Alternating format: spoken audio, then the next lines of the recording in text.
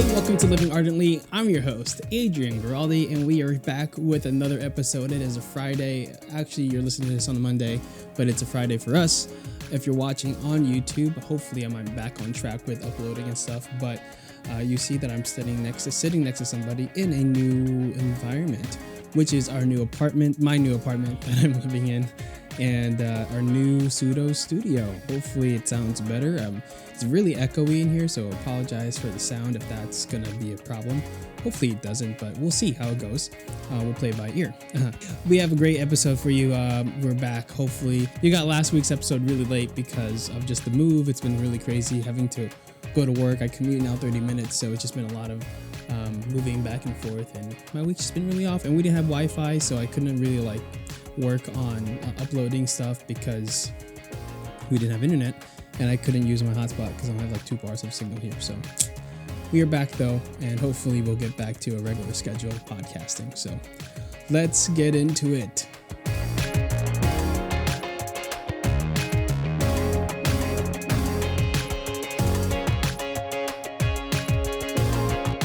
So today's episode is a Meet the Writer episode, and if you're watching, you'll see a friend of mine next to me. He is one of my best friends. He is one of my groomsmen, household brother, and we met when he was a freshman. I was a senior in college, and I knew he was going to be my friend when he was able to climb into a pool table back when he was much skinnier than he actually is now. Yeah, I grew a little bit. Not sure if you could tell. Yeah. This is my friend, my brother, Christopher Limjuco, and our writer for Living Ardently. Hi. Chris, you just started about a month ago, right? Or a couple months ago? I think just about 2 months ago. Yeah. We've been friends for a long time, and we're trying to constantly grow the team of Living Ardently, and especially the writers.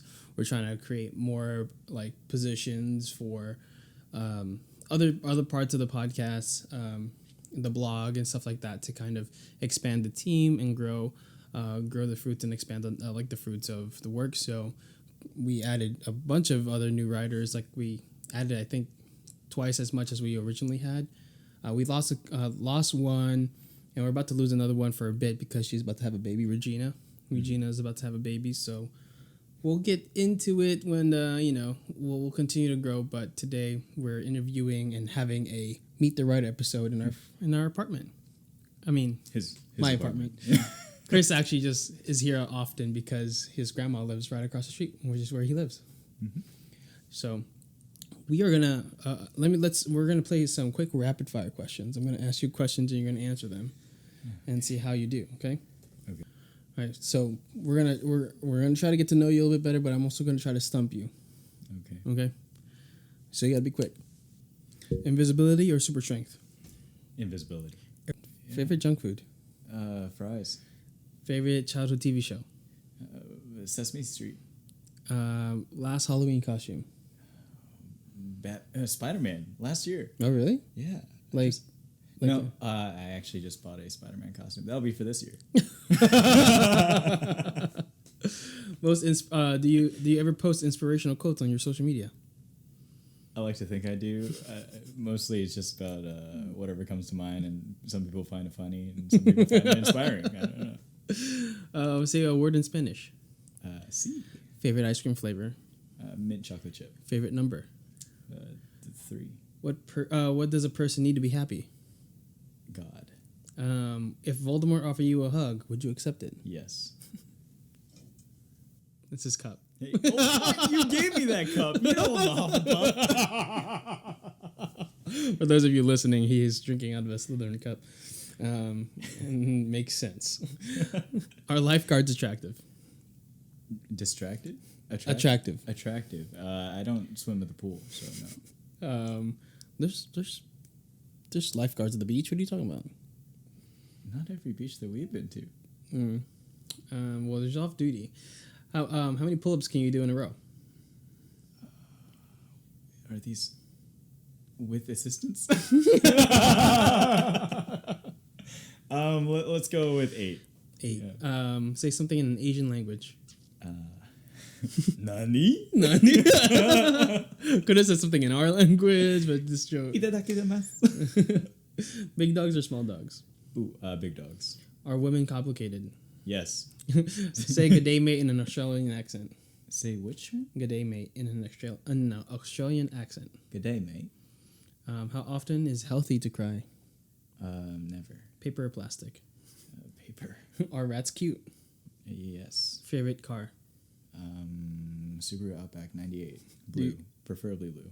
Do you know how to salsa dance? No. What's the acronym for SCUBA stand for? Something Cuban underwater by America.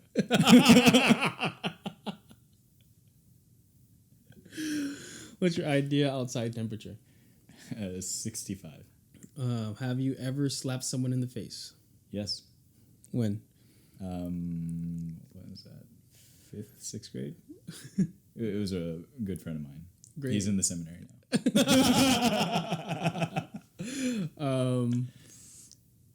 Let's see. Giving presents or getting presents? Ooh, giving. Marvel or Star Wars? Marvel. DC or Marvel? Marvel. Iron Man or Captain America? Captain America. Wow. He's so just. Do you like the smell of gasoline? Yes. Do you like the name Charlie for a girl? Yeah. Do you know the definition of triskaidekaphobia? Is that English? Triskaidekaphobia. What were you asking? Do you know the definition of it? No. It's a fear number 13. Favorite carnival food? Funnel cake. Climb a mountain or jump from a plane? Ooh. Climb mountain. Have you ever seen a kangaroo in person? Nope. When people stand up for when people stand up for a standing ovation, are you usually one of the earlier people to stand or one of the later ones? Later ones. What is the capital of New York? Albuquerque. Wait, That's New Mexico. That's New Mexico. I don't know New York. Well, it's not New York. I was thinking of Albany. Albany. There you go. Is it Albany? I think so. Would you eat a day-old taquito from 7-Eleven? Yes. Do you have any friends taller than 6'4"? Yes. Dark chocolate, milk chocolate. Dark chocolate. Polka dots or stripes? Stripes. What is a country you'd be okay with never visiting in your life? Country. All the countries are just disappearing. North Korea. Most embarrassing store you might have been seen shopping at? Most embarrassing store? You might have been seen shopping at? I had to walk into Victoria's Secret one time. For what? I honestly don't remember. I hope I wasn't just in there by myself. That's even worse. The fact that you're admitting to it is great. And using an Elmo voice, tell me how you like your coffee. I can't go that high. It's all like, Elmo likes coffee black. it sounded like Elmo choked at the beginning. Oh man, I'm sorry, Sesame Street. And last one. Have you ever stolen anything? Yeah. What was it? It was a comb. My mom found out, and then she paid for the whole value pack later. So you stole a whole comb. I stole like a comb and then I was just like playing with it, and I think my mom found out. It was like green color, kind of clear, and then I think my mom found it later, and then she like ran back to the store and I'm dead. paid for it. That's hilarious. Yeah. That's great. That is our rapid fire segment, and you did really well. Actually, Thanks. I think one of the best in the whole time we've been doing rapid fire questions with people. So, kudos. Thanks. No bias. Should I do a standing ovation for myself? For yourself? I'll be early for this one. Right. Just because it's about you. Yeah. Pride. I'm sorry. So let's just like go a little bit deeper into how we met. What's your first memory of us meeting? I'm pretty sure it's during orientation week, and you're helping me move in. I first met, was it Risa? Risa Garza, yeah. Yeah, I first met Risa, and then she asked if I was Filipino, and then I think she like called over you, and then you're helping me move in with my parents, and then you're just like, oh, you're Filipino, so you invited me to a Filipino party, and then when we got to the Filipino party, there was like, of course, ramen, there was Spam. I think there was like egg in the ramen, and I was like, and then I met Jordan. I was like, yeah. Adrian. And then I looked around. I was like, they look the same. I don't know which one's which. And so I think that was first time meeting you, and like the subsequent. The reason. So I have a unofficial twin named Jordan from we met in Ave, and he came in my second year. And when he came in his first year, like people were like, Adrian. I'm like. And I always thought, like, my first year was like, everyone's got, like, a doppelganger. Like, I kind of want one, too. And then suddenly, Jordan comes along, and we, like, become such a tandem, become best friends. So that's really fun. And we used to look a lot more alike because I didn't have a beard. And that's basically the reason why I grew a beard, to have some distinguishedness between me and him. That's the only reason, yeah. Right. So... Give us a little bit about your faith background. Were you raised Catholic? Were you convert? As far as I know, I've always been Catholic. I mean, I grew up in Japan. Mm-hmm. We came to the States when I was only a couple months old. My family's military. Where were you born? I was born in Sasebo, Japan, I believe, on the island of Kyushu. Mm-hmm. So you technically, like, non-American citizen? No, I'm an American citizen because I was born on a Navy base, American soil. And then, so we came back to Jersey. I got baptized there. Mm-hmm. And then we moved to Pennsylvania, received my first communion, and then got my confirmation when we moved to Maryland. In Maryland's where my faith really began to flourish, just because of the community. In Southern Maryland. Were you like involved in your youth ministry and stuff? Yeah, so I went to my home parish, and then I got involved with the school there from 5th to 8th grade. And then I just really loved the youth program, the youth minister, and from that point on, I kept up with the youth group all throughout high school. Mm-hmm. And then next thing you know, there was a summer program that was starting at that parish as well.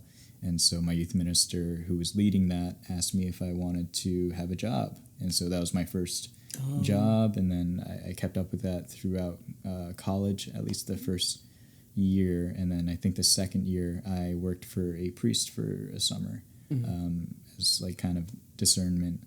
And then, I went to Ave, and so that was just a blessing there. And so is that where like a lot of your friends from Maryland came from those camps and that thing? Yeah, so from those camps, I went to public high school, and then a lot of the people that went to Ave came from the local private Catholic high school.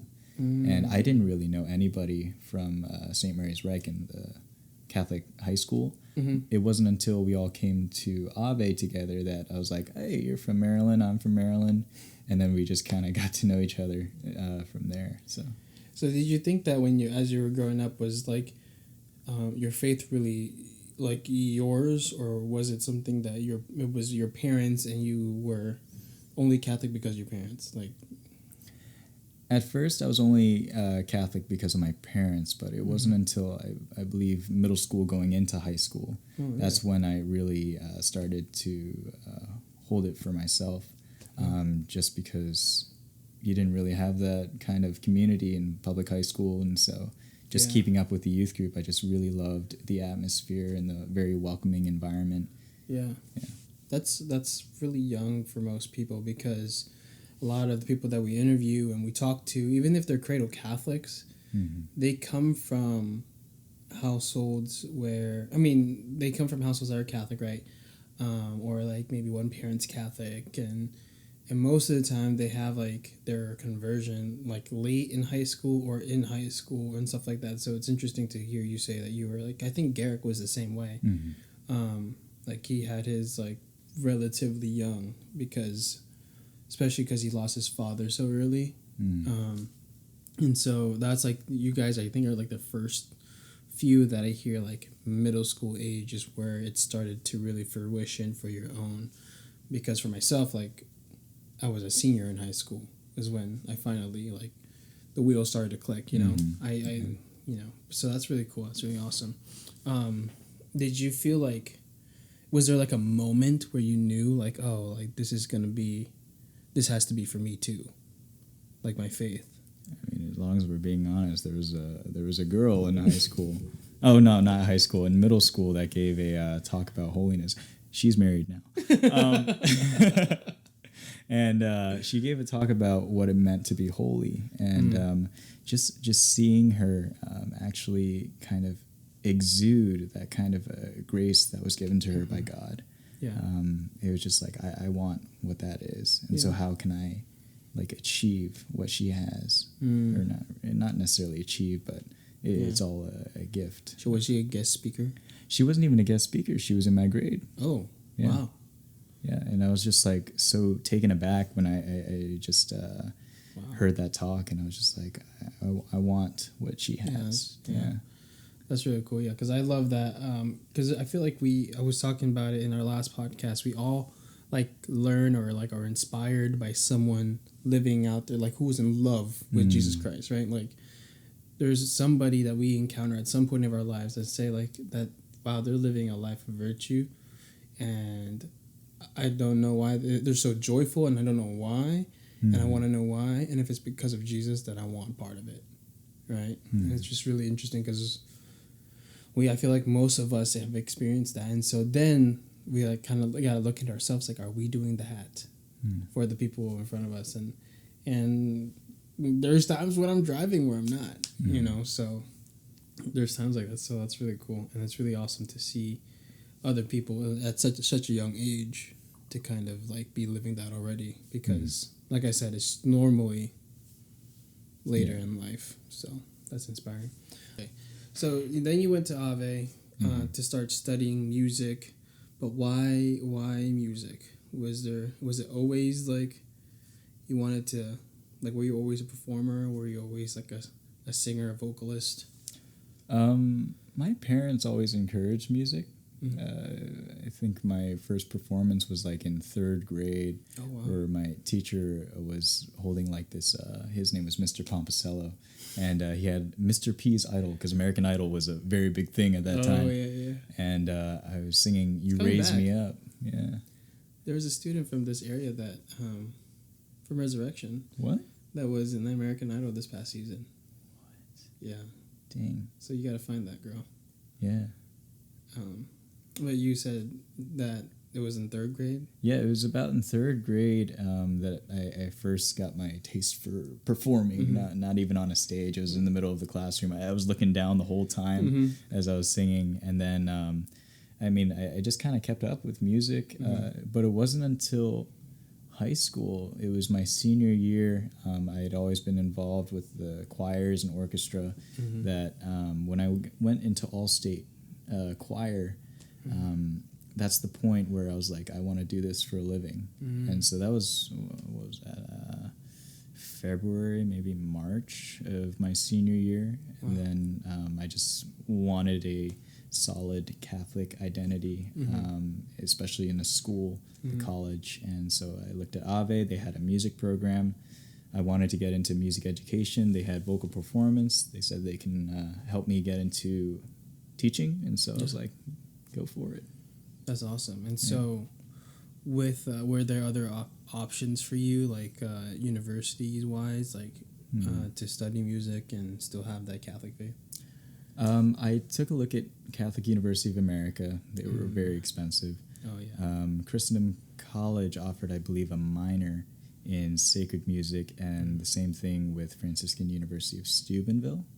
And I just like you said, my grandma lives right across the road, and that's about 2.5 hours from Ave. So, I mean, I had a community of like people from my hometown that's already at Ave. I have my grandma in case I ever want to stop by for breaks, and it just all the pieces started falling into place as soon as I started looking for it. So. Yeah, that's awesome.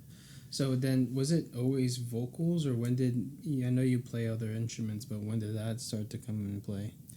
I was always primarily a vocalist. I'd never had formal training until I actually went to Ave. And so I was very grateful and very blessed that Ave accepted me into their vocal performance program. And as for instruments, I mean, I just did that because I thought it would make me a much more well-rounded musician, especially if I wanted to teach other instruments to kids. So and now you work and live in Lakeland, Florida, which is where I live too, and it was great because when you because you were supposed to be in the Disney College program, and tell us a little bit about that. So I was working as a hotel room attendant for the university, and I was just like making beds. I finished everything a little early. I had a really late night shift. I think it was from like 10 to 1, and around like midnight I finished all my work kind of early. During your school year? During the senior year. At Ave. And I think it was around January or February. I forget when the deadline was, but I was just like, you know what? Let's see if I can get into the Disney College program. So I just got bored one night. I clicked on it, and then I started filling stuff out. And then I put like, hey, I'm a hotel room attendant. Maybe I could work in a hotel in Disney. Yeah. So I finished the application process. A couple days later, they told me I was accepted into the second part of the interview. And then it just kept on going from there. And I actually auditioned to be a cast performer. Right. I made it through until the last amount of rounds, which is surprising. I didn't have any like dance experience. I was just like, well, we're marching. But maybe you could see by my actions that like I'm very stiff, but like I don't mind kind of looking like a fool, especially for the kids that I teach now. That's awesome. But yeah, I got accepted. Coronavirus happened. They had to take away the Disney College program for the fall group, and then fall advantage group, and then the fall group as well. And so over the summer, I just stayed at my university, kind of kept quarantined, and then I applied to jobs around here. Yeah. And then I thought you were joking that you got you were getting an app that you were coming. I thought you were just coming into town just to hang out, but then you were like, I have an interview. I'm like, what? A resurrection. I was like, oh, sick. Yeah. The next thing you know, he like messaged me the next couple of days, and you got it. I was like, dude, that's awesome. You're in the city, and I'm moving over there. So like, well, I don't know if I knew that at that point, but I knew that you weren't gonna be far. So it was like the first time to have like somebody from college be near where I'm living now. So it was really great. So I was really excited, and not just having just a friend from college, but like having a good friend. So that was awesome. We're going to take a break right here, and we're going to get to know Chris a little bit more about, his writing and his relationships with God and stuff like that. So, yeah, we'll be right back.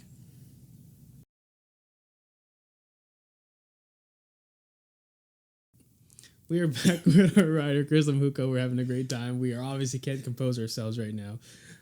We got to know him a little bit about his background, his history in music, and what he's doing currently in his life. But we're going to get a little bit more specifically about Living Ardently and writing for the podcast.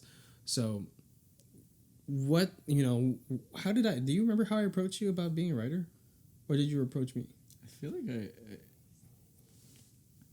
don't know. I think it was a little bit about both. Yeah, I feel like you joked about it. Yeah, I joked about it because I was thinking about it. I was probably looking at like some other person's like blog posts, and I was like, I feel like I could do this. Yeah. And I feel like I got something in my brain that like God might want me to say to someone. Right.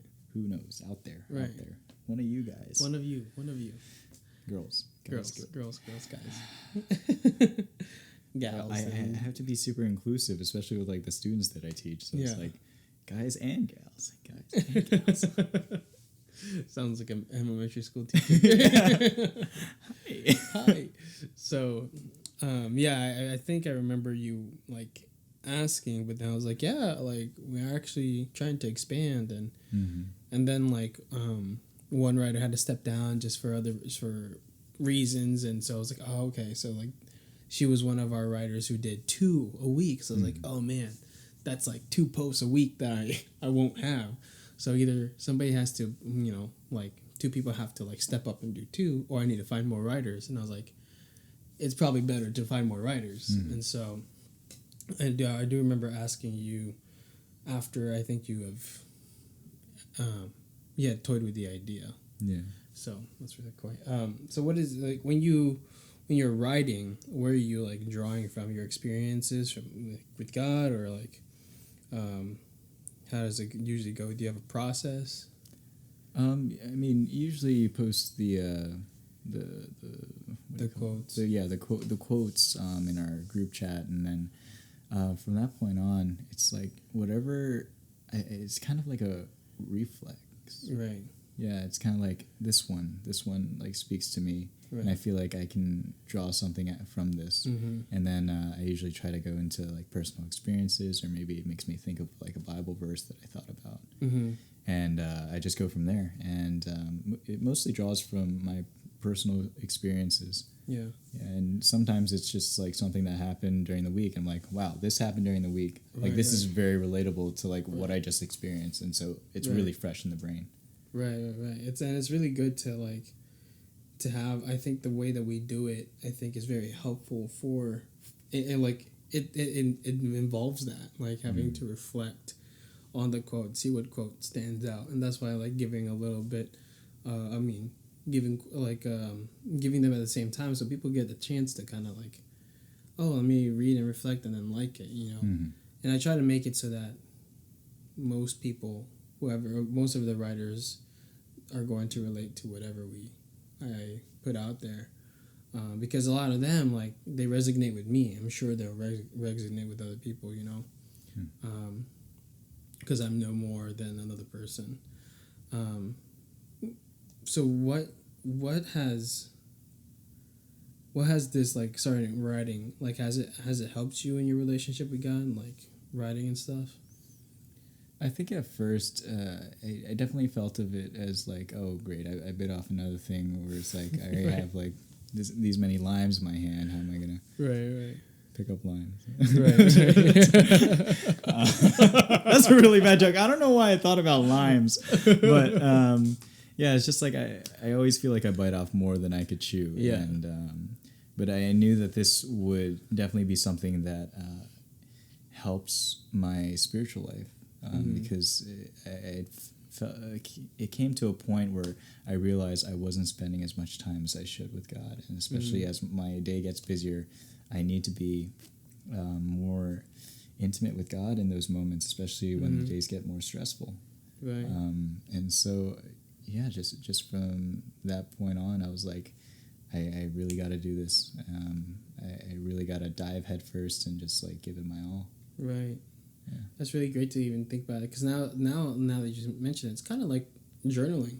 Yeah. In a way, like, but you're like making that journal public, that journal entry kind of public, and because I used to journal often, but for like a long time, I kind of like I'm on and off with it. Nowadays, but whenever I do journal, it's like, wow, like this is great. It's just my hand hurts. Now it's just like tap tap tap tap tap. Yeah, like, I want to start but at the same time, I feel like when I'm here, I'm not as disciplined. When I'm typing on a computer, I'm not as disciplined as if I'm writing. I'm not as like into it, because there's like so much distraction on it. So when you write your reflections, are you in a space that's usually like private, or you're like doing it like wherever you are? I know like some of our writers have been traveling recently, and like they'll do it on their go, and yeah. So do you have like a? Typically, it's whenever I find free time, and I'm just like, yeah, I really should do this. Adrian's been asking me for a couple days. And it's just usually on my phone, and I can take this wherever I go. I don't need a big old laptop in order to write a reflection. Right. And it's kind of like you don't need anything humongous in order to be with God. You just need yourself and a little bit of quiet time. And so even if it's in like my car, sometimes I write a reflection in my car. Nice. Just someplace nice and quiet where I can be intimate, vulnerable. No, in your own prayer life outside of writing and journaling and stuff like that, is there like a specific way that you like to like pray and encounter Christ? It's really difficult to say because now that you mention it, I feel like most of the prayer time that I have with God is usually when I'm with kids. And I mean, if you're with kids for 8 periods a day, you're saying like 8 prayers, and sometimes it gets kind of stale. I mean, sometimes you're gonna feel like prayer is stale, but there are a couple times where I just felt very moved or very stressed, and I felt like I really needed to ask for God's graces to get me through the rest of the day. And so I just make that known with the kids, like, and dear Lord Jesus, help these kids to be kind to their teacher, Mr. Limjuco, this period. He's had a long day. I'm sure the distance learners, the parents that are watching on the distance learning, they're like, poor guy. Yeah, poor guy. 2 schools? That's crazy. That's crazy, yeah. It's for me, like, I'm so, like, I jump from place to place to, like, how I like to, like I said, I'm on and off with my journaling, because sometimes I love journaling, but other times it's like journaling is just really hard to do right now. I just need to be quiet, or I need to do some lectio, like, you know, or maybe I just need to be in silence or just go to the chapel. Like, right now it's hard because we can't do adoration, but I do have an advantage of working at a church and having access to the church whenever I really would like to. Although, like, I would set up alarms if I was there after hours, you know, so. But yeah, it's really interesting to kind of like, to go into like the ideas of what we prefer. Like, some people like have that regimented, like, this is how I like to pray, this is where I pray the best. And then people are like, yeah, I can go read the Bible, or I can go read scripture and journal about it, or I can just sit in silence and completely be in close to Christ. And so I feel like I'm more of that than like having that one way. But I feel like there's so much benefits of having like that one way at the same time. Yeah. You know, so just like and so, you know, I like to ask people that because there's, like I said, we can learn from each other's kind of experiences and how we experience Christ, because there's not one way, right, to experience Christ. And hopefully what we offer on our social media and in this podcast is a way of you experiencing Christ, like the listeners. And my hope is to do the same for the writers. So like, I'm providing opportunities for you all to reflect and add to your prayer life while you're providing that for the people who are going to read read your reflection, or, you know, whatever. So that's the hope. And I think that if we're able to continue to do that, not just in our podcast, but in our like daily lives in a different way, like, I feel like we could really evangelize well. But I think the first and foremost has to be the fact that we see people, not just like, you know, we see the people for who they are, and that's a beloved son and daughter. And if we don't see that, then we failed, you know. Yeah. Or everything else is just gonna be hard to catch up, right? So what have you have you learned anything in these past like 2 months of writing, in your relationship with Christ? Like, is there anything that kind of? I think the one thing, I mean, I'm sure there's more, but like the one thing that pops in my head right now is just allowing God to kind of like pierce your heart at any point. And every time I see a text message from you, I mean, like I said, it's like, oh, you've been asking me for the past couple of days. Like, sometimes I just like flip my phone over and just sleep. Yeah, maybe sleep. Like, oh man, I'm really tired today. But no, it's just like it's a calling to something greater, giving more of yourself, and just like every time that you text me like, hey, do you think you can reflect today? It's kind of like saying that, like, can you give just a little more? And then if I kind of relate that to Christ, can you just give a little more to these kids? And so being a Living Ardently writer and applying that to what I do in schools, like, hey, can you just give a little more to these kids? Give a little more. Wow. And like, even though I'm tired at the end of the day, I'm like, it was worth it. It was worth it. That's awesome. That's actually really great because, you know, I feel like we as Christians ought to always try to do a bit more, but it's just so easy to settle, right? I feel like I do that all the time. I mean, if you look at, like, it's just been so exhausting trying to move and do all this stuff, and we had confirmation last weekend, and I just didn't do anything. I got home, like, I did a couple things around the room, like, unpack, but I didn't go to the gym. I didn't, like, make time for prayer most of the nights. Like, I just, like, got in my bed, did some of the stuff, and slept, you know, because just complacency and, like, feeling exhausted. And I feel like just doing a little bit more, you know, just, like, saying at least like an Our Father at the end of the day, or a Glory Be, or thanking a prayer of thanksgiving for the day would have really pushed me to the next level. I mean, if you think about it, the gym, right? When we work out, like, Chris and I work out a lot together. I say, okay, one more rep, like, one more rep, you can do it. Like, you're good. You got this. This is my first time doing this. Right? We were doing bench presses today, and I wanted to see what Chris could do, and he did really well. And I was just trying to push him that little more, and to see if, like, he can get that out of us. And I feel like when we're under stress, it's so easy to just, like, okay, I'm done, like, give up the bar. But, like, that extra rep, like, would just get, like, having that mentality of, like, just pushing through that extra rep gives us a mentality to continue to do that in all of our other sets, you know. And so I feel like if we continue that and apply that into our prayer life and stuff, things would just change.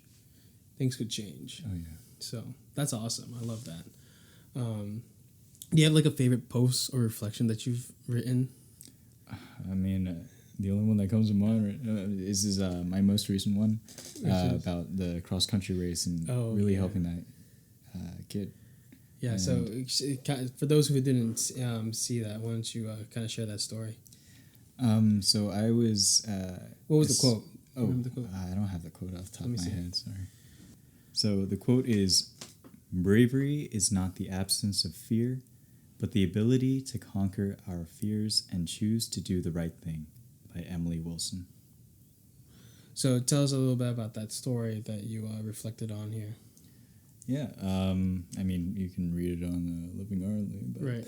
for those of you that are probably maybe driving and listening to a podcast on your drive, I used to run cross-country in high school, and my freshman year, I actually didn't make the team because I didn't train at all. I couldn't run a mile, and if you didn't know, you had to run 3.1 miles.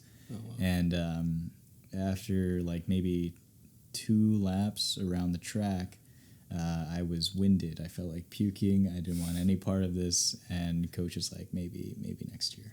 Right. And I just felt very sad about that because at the school that I was attending, you had to run either for 4 years in a row, or you had to be one of the top 7 runners for, I think, 2 or 3 races, 2 or 3 meets for one season in order to qualify for a varsity letter. Wow. And so I knew, I just knew that I wasn't going to be one of those top 7 runners. And if I didn't make it my freshman year, then there was a good chance that I'm not getting that varsity letter. Right. But I still continued to train with them. I was like, this is good. This is good. I really need to get out of the house and just, like, do something different, meet people. Right. And I loved, I loved and hated running. Sounds about right. It sounds like about every experience I've had with running. Yeah. It's actually more so hate than love, but yeah. And so I just kept on doing that for the next few years. And then my senior year, I think I was helping out in the summer program, and I saw my old cafeteria lady, and her name was Mrs. Pollock, and her son was going to be an incoming freshman my senior year, and she asked me, like, he's interested in trying out for cross country. Do you think you could, like, keep an eye out for him? I'm like, I could do that. And as soon as the tryouts happened, which were like on my birthday, that's when I saw him again, and I didn't see him for the whole summer training with the team, and I was like, oh man, aren't you in for a surprise? And so I definitely could have just like disregarded Mrs. Pollock's word, right?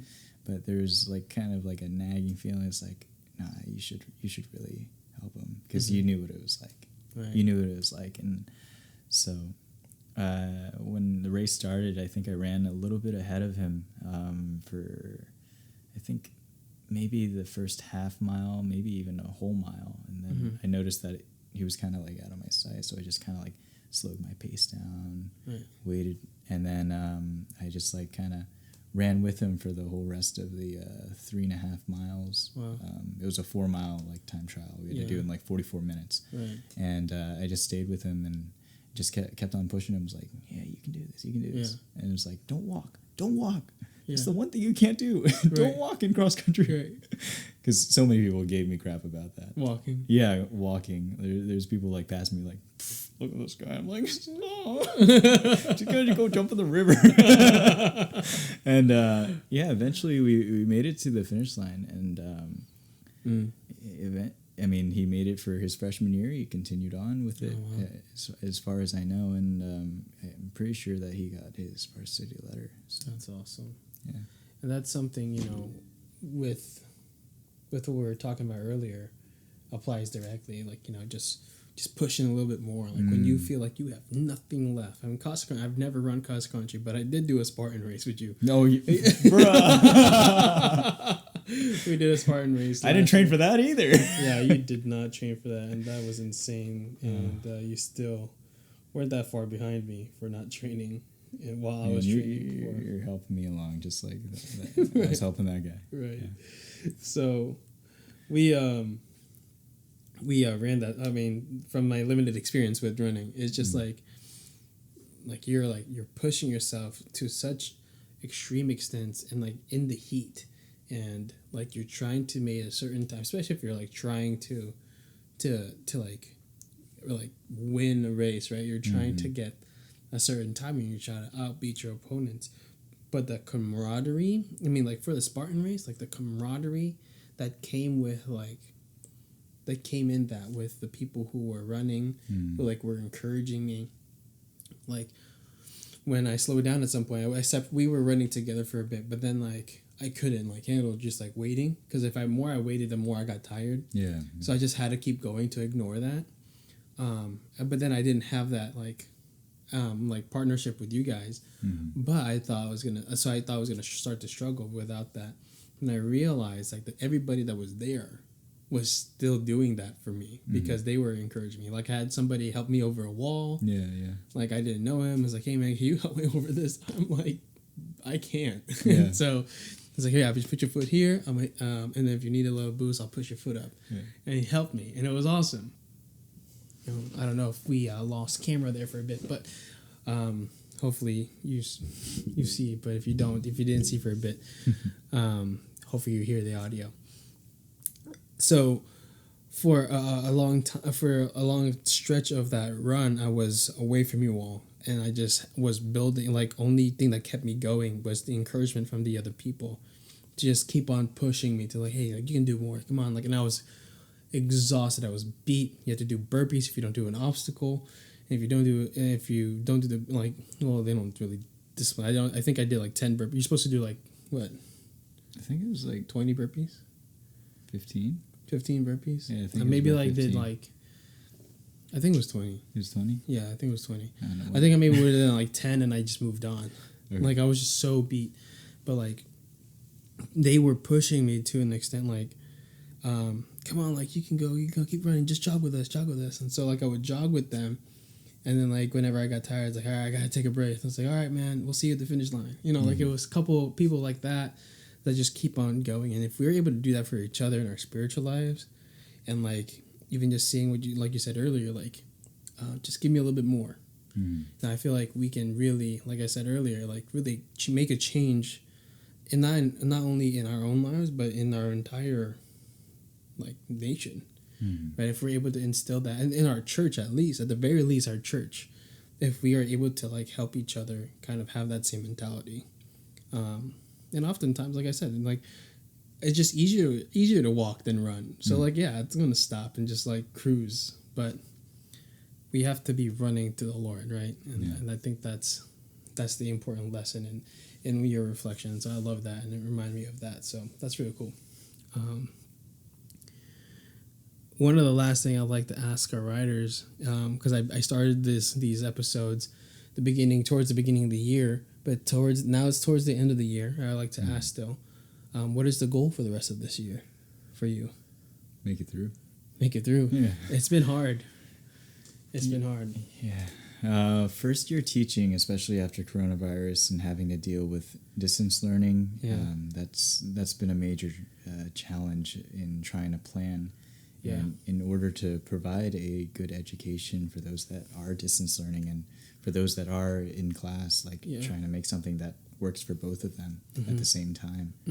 And that's I think that's my main goal. I want to make it through this first year of teaching and just like get off to a good running start, especially for next year. Yeah. Do you think that the kids will be back to like back to normal once this whole thing kind of settles down more and they're able to kind of like go to school without mask and things like that? Or do you still feel like there's going to be a taintedness from this virus that's going to still cause that awkwardness and weirdness in schools? What I'm worried about is the parents that don't realize that having their children distance learning, we haven't had one case in our school, and that's like knock on wood, and I'm very grateful for that. But the students that are distance learning, they are put at a disadvantage, even though that we try to reassure parents that like we're doing our best efforts to make sure that they get the best education that they can. What they don't see is that us teachers are struggling a lot for those distance learners and just trying to provide the best education that we can. But we know that we can't provide that education unless we're face-to-face. There's something very important about that face-to-face connection, knowing your teacher, and just having that personal relationship, not through a screen. I mean, that's the same thing with real life. Right, absolutely. And it's kind of crazy because, like, I can't imagine one doing that, having to learn this way.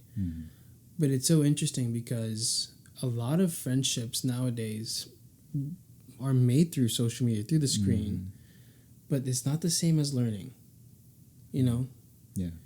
And I know my sister's doing online learning right now because they're in Palm Beach, and Palm Beach is a whole different scenario with COVID. They're getting better, but like they still.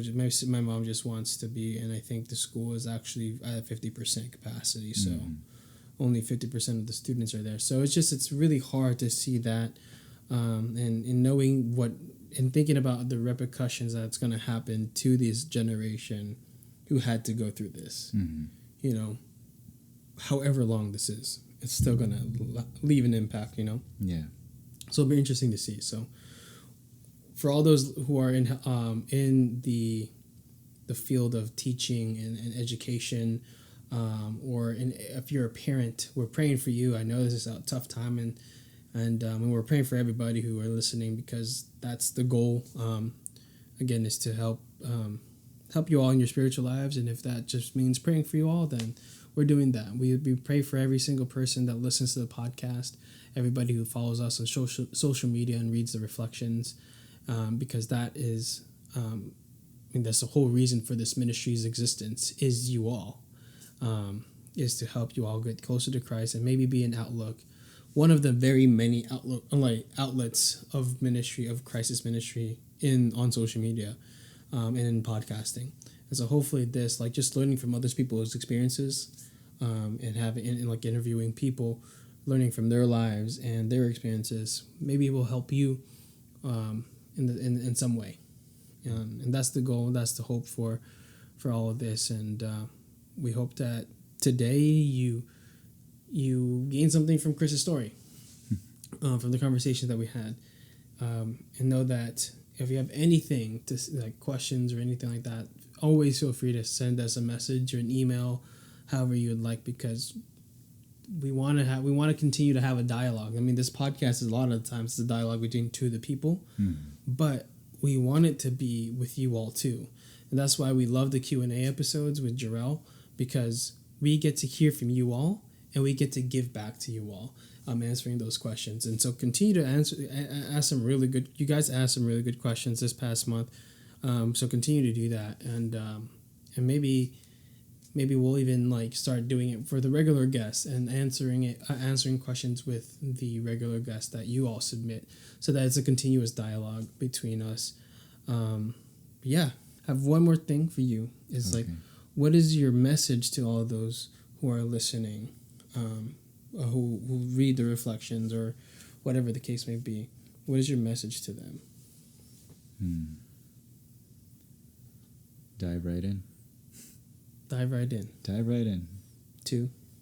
Just, if you feel that you're called, I say dive right in.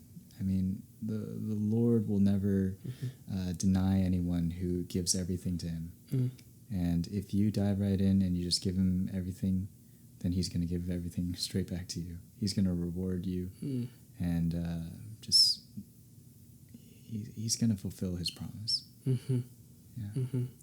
I always say this. My with 2020 going the way it is, I had the same phrase that's been in my head: is shoot your shot, right? Like that's just it's a simple phrase. Shoot your shot. Do what you got to do.